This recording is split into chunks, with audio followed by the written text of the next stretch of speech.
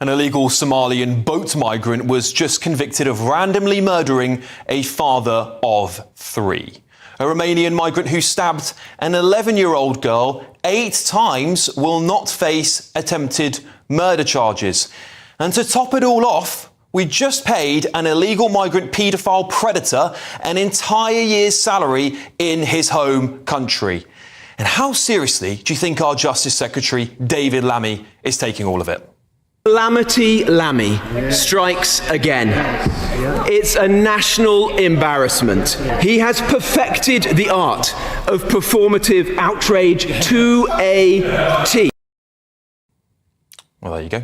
Those stories I just read have broken in the last 24 hours in this country. It was revealed this morning that the Ethiopian paedophile Hadush Kabatu was given what I'm calling an illegal migrant sex predator golden parachute payment. This dangerous sexual predator who assaulted a 14-year-old girl in Epping has been given £500 by our government. And before you roll your eyes, I just want to tell you what £500 works out to in Ethiopia.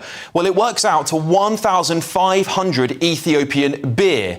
I know that doesn't mean anything to any of you, but get this. That is the average salary of an Ethiopian, which is 100,600 Ethiopian birr. So despite all his crimes, we've just given him a year's salary so he can live like a king in Ethiopia.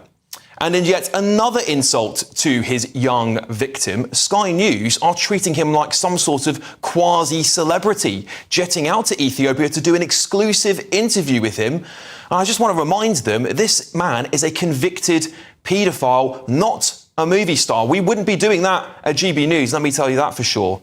And do you remember the homeless Romanian migrant who allegedly headlocked an 11-year-old Australian girl, then proceeded to stab her 8 times right in the middle of Leicester Square in central London in broad daylight? Well, that psychopath pleaded guilty to wounding with intent to cause grievous bodily harm, but denied the charge of attempted murder. He will not face trial for attempted murder after the Crown Prosecution Service said they weren't pursuing it. This is despite the fact, I just want to remind you, that he is said to have stabbed an innocent child 8 times. It is shocking. And I'm not finished. In more news today, a Somalian boat migrant who was known to police in 4 countries randomly murdered father of 3, Govinda Singh Jahal, all because his asylum application was rejected. And that's what our court has heard, before he then calmly walked out of the bank where he committed his murder.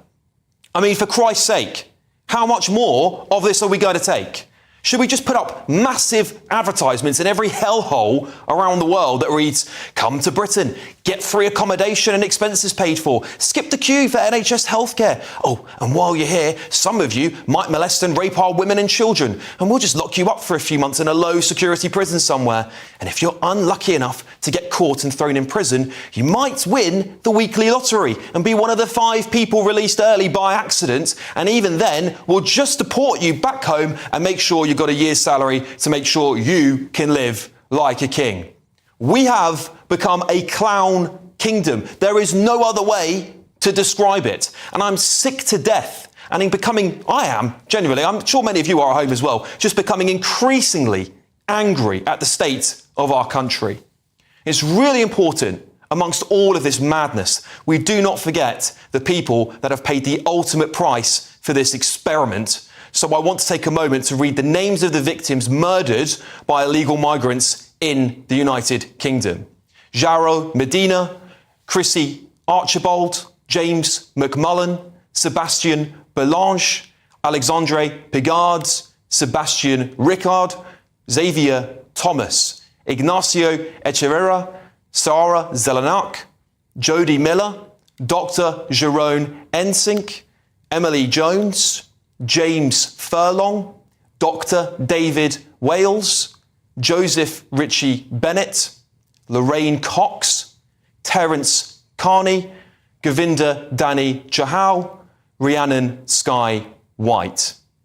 Those are just some of the names because there are currently active cases and trials ongoing, and I'll read them out as soon as I get the chance to. They must be considered innocent until proven guilty, of course, and then I will read out those other names. I'll finish up with this. I am not going to rest until we deport every single one of those illegal migrants that have broken into this country and foreign criminals who think we are just some playground for their disgusting antics. But let's get the thoughts of my panel. Director of the Popular Conservatives, Mark Littlewood, property expert and Reform UK councillor, Russell Quirk, and journalist and broadcaster, Nina Mishkov. Mark, I'll start with you. I really wanted to make sure we include the names of those victims, by the way. I hope people don't think it's in poor taste. I just think we talk about the perpetrators all the time, but we never talk about the victims. And I want their names to be remembered in some way. We're getting to a breaking point in this country. There are cases almost every single day where the goodwill of British people has been exploited by people who've broken into this country, committed a crime, and then managed to somehow stay here for indefinitely in some of them. Yes, I think it's worse than that, right? I think it's even worse than that. So you've touched on, the personal elements of it, the real people who have died in real crimes. The fury and the anger is that our system seems completely unwilling and incapable of dealing with it. I mean, this case of this Ethiopian chap, Kabatu, it is almost literally unbelievable. Okay, so we get an illegal migrant who sexually assaults a 14-year-old girl. Eventually he ends up in prison. He's wrongly released from prison. On 4 occasions says, you've wrongly released me from prison, to which we say to him, no, calm down, mate, we'll give you 70 quid so you can have a day trip to London and escort you to the railway station. And then, according to reports, when he starts to get potentially disruptive about his flight home, because he was saying he wanted to be deported, they pay him off with 500 quid to stop that disruption.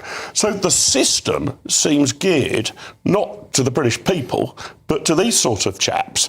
And that, I think, is what's causing real anger.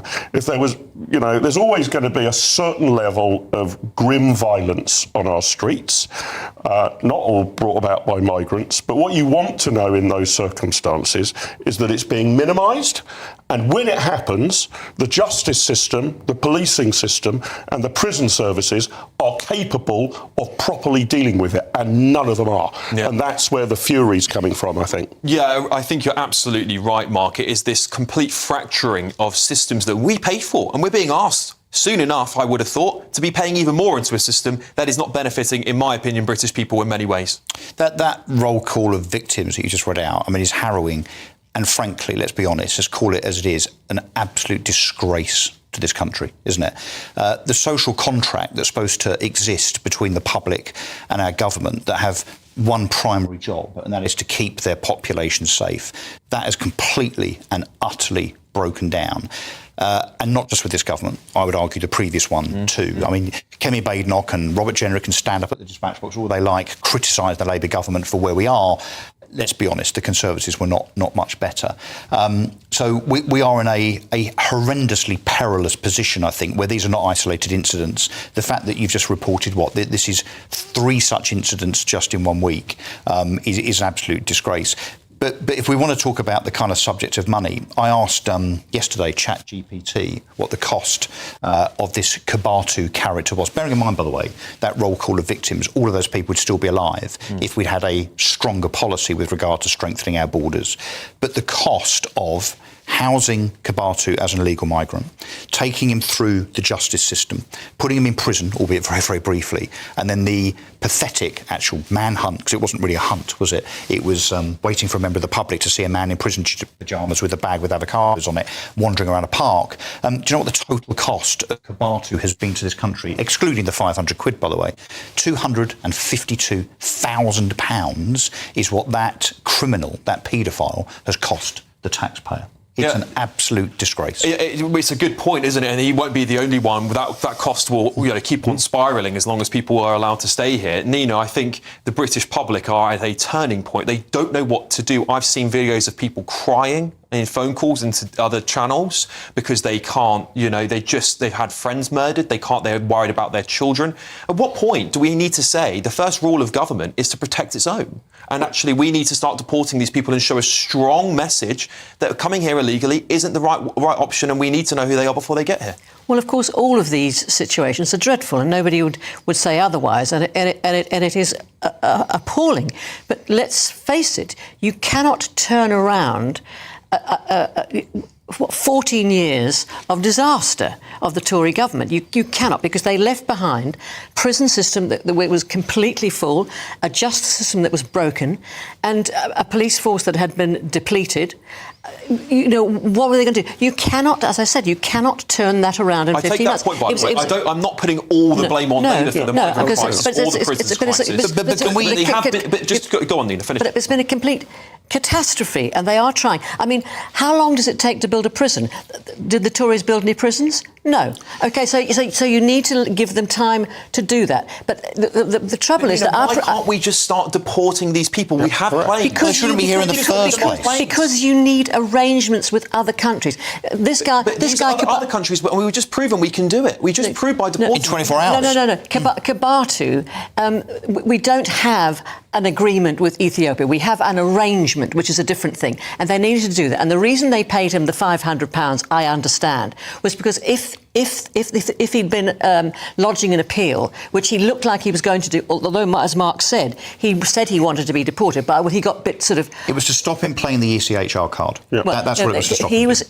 He was, having said he wanted to be deported, he then started playing up and said he was going to play up on the plane and everything. True. And so they had to pay £500. I totally understand what you're saying, and I understand where your mind is on this. However, I think there is a growing pressure mark, and there's a growing movement of the British public who will say, I don't care about these arrangements. I just want these people to go. And I know where you're coming from. But how do you do it physically? They shouldn't how be here. do you do it? How do you do it? Listen, I think it is reasonable to put some blame at the previous government's door.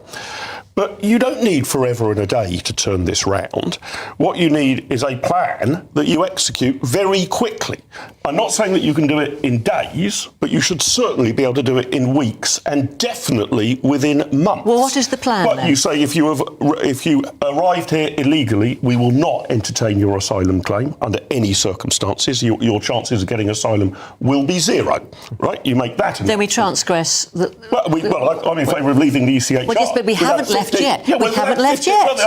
The government doesn't want us to. Yeah. There is no They want to government adapt. plan. OK, briefly from Russell, yeah. You should be able to do this in weeks. They have not attempted You cannot do it in weeks. You do that.